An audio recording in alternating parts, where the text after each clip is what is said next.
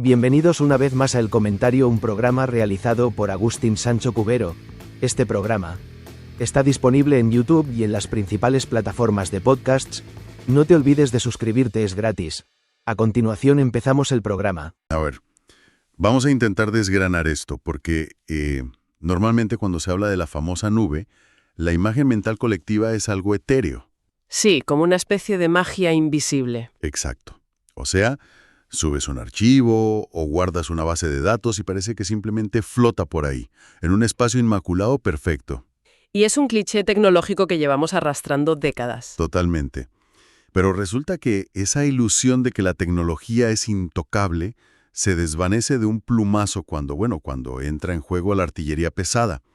Porque la nube, lejos de ser vapor, tiene una dirección postal concreta. Ujú. Está construida con miles de toneladas de hormigón, con kilómetros de acero, laberintos de cables y la realidad a día de hoy es que tiene coordenadas de misiles dibujadas directamente sobre sus techos. Es que el choque entre el mundo físico y el digital, la verdad, nunca había sido tan brutal. Acostumbramos a pensar que nuestra infraestructura tecnológica existe en un plano de la realidad que está completamente aislado del barro, del polvo y sobre todo de la geopolítica. Ya, de los conflictos del mundo real. Exacto. Pero los eventos recientes han demostrado que la geografía sigue mandando, y manda mucho. Y ese es precisamente el núcleo de nuestro análisis a fondo de hoy. La misión que tenemos es comprender cómo el campo de batalla moderno ha hecho las maletas y se ha mudado.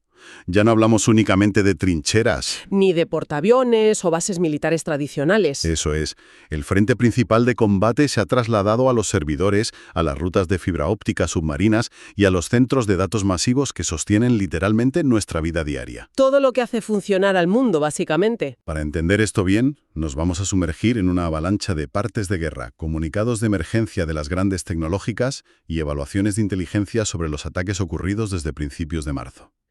Y bueno, aquí hay que hacer un pequeño paréntesis organizativo, que es súper importante porque estamos manejando información de un conflicto bélico activo. Sí, un aviso vital para quienes nos escuchan. Concretamente, estamos hablando de la guerra que estalló a finales de febrero de 2026 entre la coalición de Estados Unidos e Israel frente a Irán. Al analizar estos documentos, nuestro objetivo no es entrar en el debate político en absoluto, ni mucho menos tomar partido por un bloque u otro. Ni de broma, vamos. La única intención es hacer una autopsia puramente técnica y estratégica de los hechos que sacamos de estas fuentes, para entender la mecánica de esta nueva forma de hacer la guerra. Una disección neutral y objetiva de cómo se libra una guerra en el siglo XXI, sin filtros ideológicos.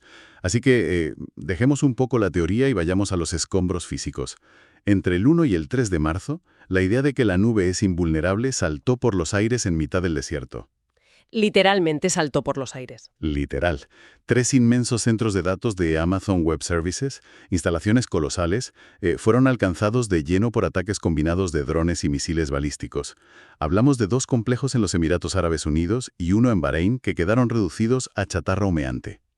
Y este movimiento ofensivo, se cataloga en los informes militares como la contraofensiva iraní. Es una respuesta directa a la operación militar previa de Estados Unidos e Israel, la que denominaron Furia Épica. Claro, el contexto es clave ahí. Totalmente. Pero lo que cambia el paradigma no es solo el ataque físico en sí, sino la justificación pública que dio Teherán. No fue un bombardeo aleatorio para causar pánico. Fue una operación hipercalculada basada en, fíjate, un contrato comercial. Un acuerdo de $1.200 millones, para ser exactos. Locos. Los comunicados de la televisión estatal iraní apuntaron directamente a un contrato conjunto entre Amazon, Google y el gobierno israelí. Ujú. El propósito de ese acuerdo era suministrar servicios avanzados de nube e inteligencia artificial a las fuerzas de defensa de Israel. Para el bando iraní, la lógica es escalofriantemente simple. Si un servidor procesa algoritmos para la inteligencia enemiga, ese servidor es una base militar encubierta. Sin importar que tenga el logo de Amazon en la puerta de entrada. Exactamente. Les da igual que sea de una corporación privada. Y la agencia Tasnim News, que opera básicamente como altavoz de la Guardia Revolucionaria, fue un paso más allá y publicó una lista de objetivos explícita.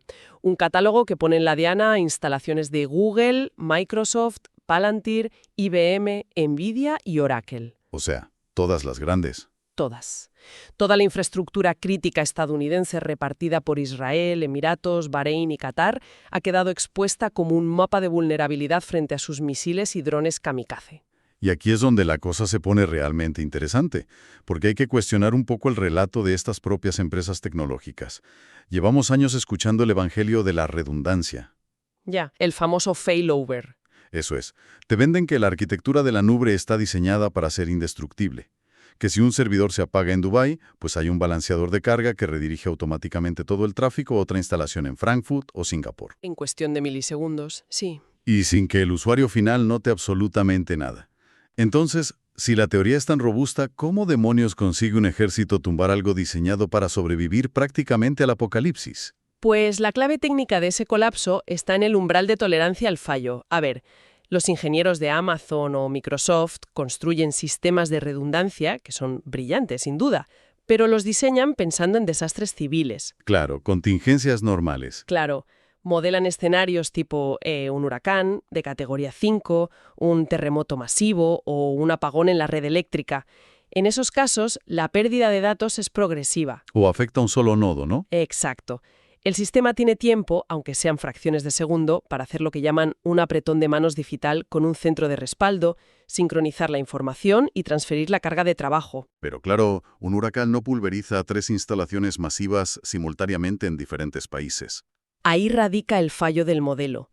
Cuando un ataque militar cinético vaporiza múltiples centros de datos casi en el mismo instante, el algoritmo de contingencia se rompe. Las tablas de enrutamiento literalmente se vuelven locas, porque los nodos de respaldo a los que intentan enviar la información también están cayendo. ¿Están siendo bombardeados a la vez? Eso es.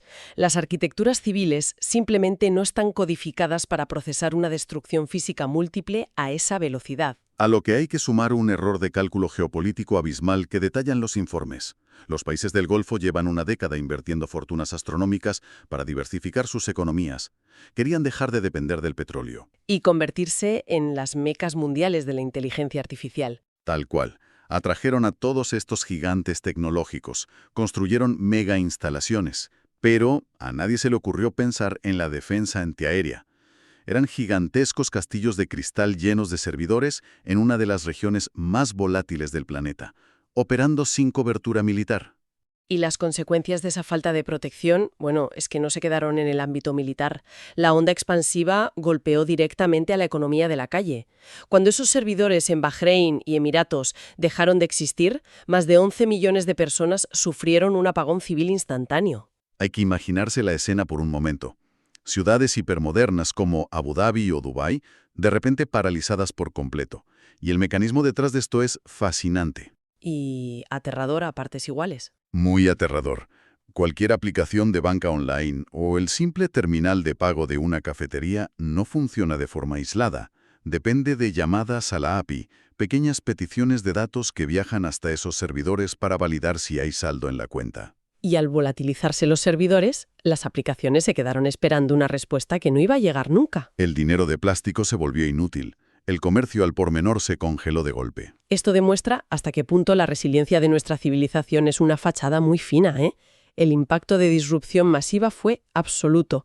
De la noche a la mañana la gente descubrió que el frente de guerra pasaba literalmente por el microchip de su tarjeta de crédito. Y la reacción del mundo corporativo ante esto, roza lo surrealista. Tienes a Amazon emitiendo comunicados de crisis suplicando a sus clientes que migren sus bases de datos críticas a servidores en otras regiones del planeta. ¿Es alucinante? Una locura, sí. Es como si Amazon de repente tuviera que añadir un botón en su web para comprar baterías antiaéreas junto con el envío Prime. Pero, en serio, esto abre un melón muy grande. ¿Hasta qué punto es responsabilidad de una corporación privada como Google o Microsoft defenderse del ejército regular de una nación soberana? Es que la frontera entre lo civil, lo comercial y lo militar se ha borrado por completo. En los documentos leemos las declaraciones de un portavoz de Kataib al-Anbiya, un conglomerado controlado por la Guardia Revolucionaria iraní. Lo dicen sin rodeos. Sí, muy claritos. Justifican atacar bancos y granjas de servidores porque consideran que apoyan a las agencias de inteligencia occidentales. Han convertido el tejido corporativo en un objetivo militar legítimo. Lo que da la razón a advertencias que parecían de película hace nada.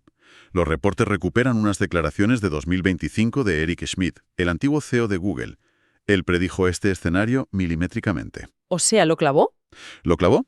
Dijo que los países rezagados sin inteligencia artificial no intentarían competir intelectualmente, sino que tomarían el atajo brutal de bombardear físicamente los centros de cómputo de sus rivales para nivelar el terreno. Es la versión moderna de quemar los campos de trigo del enemigo, ¿verdad? Exacto. Destruir su cosecha de datos para matar de hambre su economía y su tecnología. Para sobrevivir en este entorno, Billy Ledonbirta, un investigador de la Universidad de Oxford, plantea en uno de los artículos una analogía muy reveladora. A ver, cuenta. Sugiere que los proveedores de la nube tendrán que empezar a invertir en sistemas de defensa aérea privada, del mismo modo que las grandes navieras tuvieron que embarcar mercenarios armados para protegerse de los piratas somalíes. Madre mía. Si los centros de datos son los puertos de mercancías de esta nueva era, los cables submarinos son indiscutiblemente las rutas comerciales. Totalmente. Y eso nos lleva a mirar debajo del agua.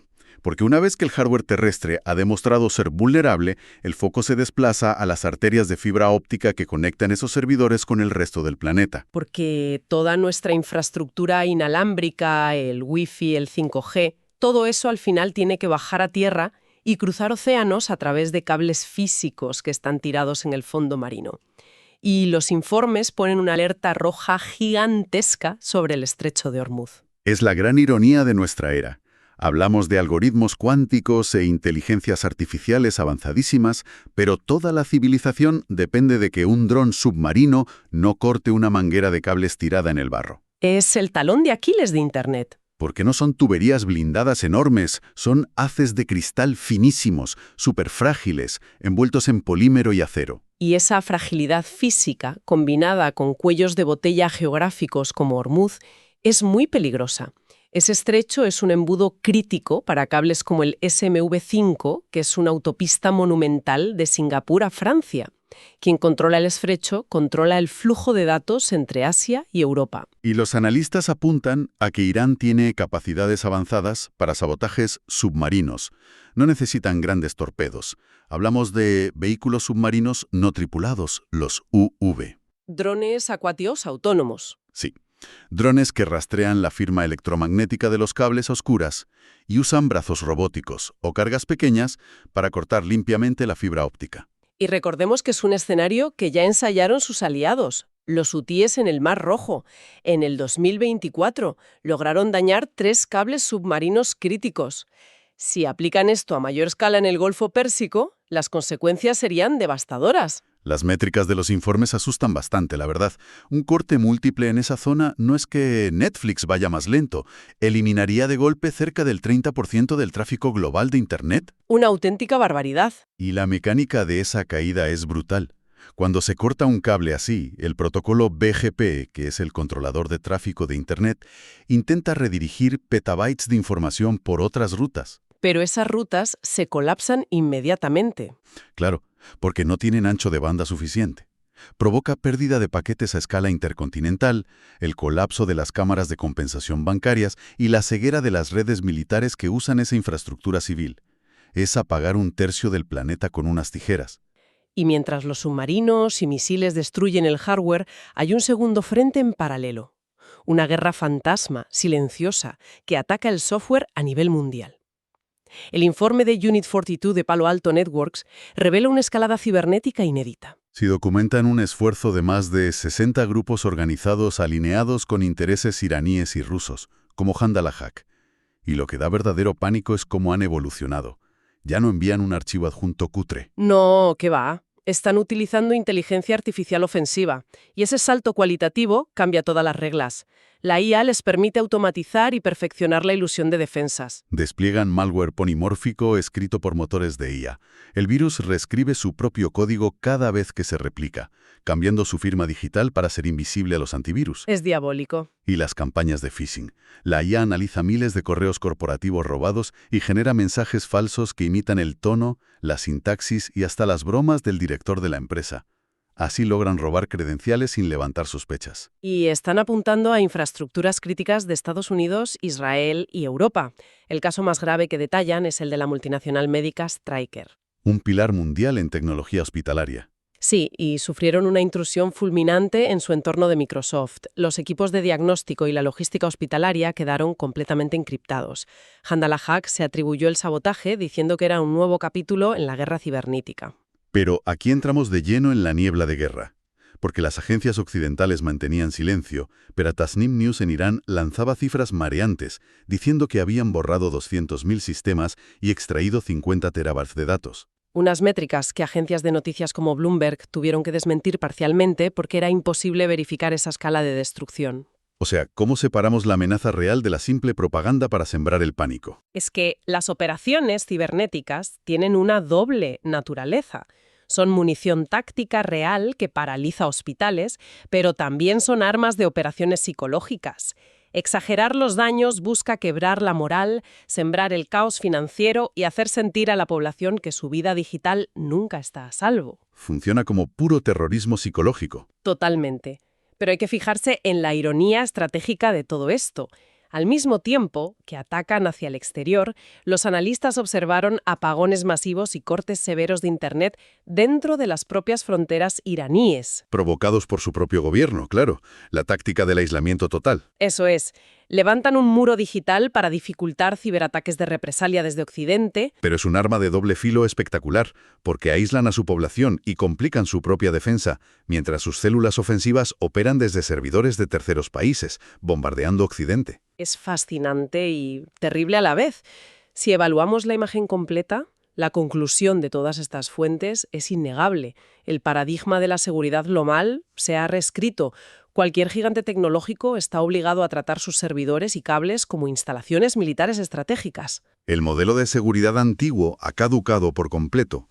Un anillo de guardias pidiendo el carnet en la puerta ya no sirve de nada contra misiles o ciberataques potenciados por IA. Requiere un enfoque integrado de estado de guerra, sistemas antimisiles, seguridad perimetral y una integración total entre la inteligencia nacional y las empresas civiles. Ha quedado clarísimo que la economía global, nuestras comunicaciones diarias y la supremacía militar pura descansan sobre los mismos cables frágiles. Y bueno, todo esto nos deja una idea final muy provocadora en la mente para ir cerrando este análisis a fondo. A ver, adelante. Si corporaciones como Amazon, Alphabet o Microsoft, que tienen presupuestos mayores que el Producto Interior Bruto de países enteros, asimilan que ahora son objetivos militares primarios y los gobiernos no pueden garantizar su defensa, ¿veremos una evolución corporativa militarizada? Es una gran pregunta. Es posible que en la próxima década veamos a las grandes tecnológicas desarrollar sus propios ejércitos privados, operando drones defensivos y sistemas antimisiles, emulando a las compañías de las Indias Orientales de hace siglos. Es una extrapolación de los datos que plantea interrogantes muy profundos sobre el monopolio de la violencia y la soberanía de las empresas en el futuro. Da muchísimo que pensar, desde luego. Volviendo al principio, esa nube mágica en la que confiamos ciegamente. Resulta que está cimentada en el mundo físico. Es asombrosamente vulnerable. Y quién sabe, quizá necesite su propia fuerza armada para sobrevivir. Ha sido un recorrido muy intenso por estos partes de guerra. Sin duda. Agradecemos muchísimo el tiempo invertido en explorar estas ideas con nosotros para comprender los engranajes de un campo de batalla que ha cambiado para siempre. Hasta la próxima. Hasta aquí esta edición del programa del comentario, un programa realizado por Agustín Sancho Cubero. Este programa está disponible en YouTube y en las principales plataformas de podcasts. Hasta la próxima edición del programa. Muchas gracias. Dirección y realización Agustín Sancho Cubero.